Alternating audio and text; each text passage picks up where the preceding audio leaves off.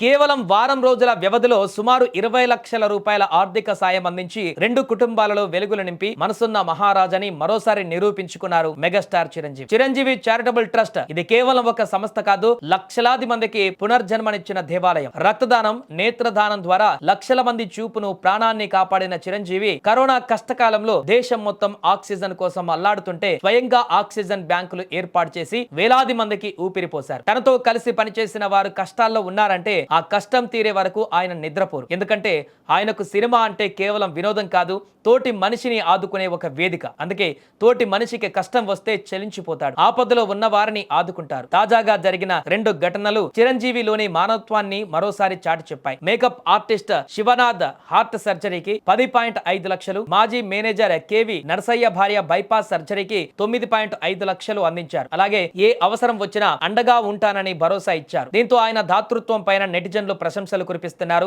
ఇండస్ట్రీలో ఎవరికి ఏ ఆపద వచ్చినా మొదట సాయం చేసేది చిరంజీవినేనని ఈ ఘటనతో మరోసారి రుజువైంది.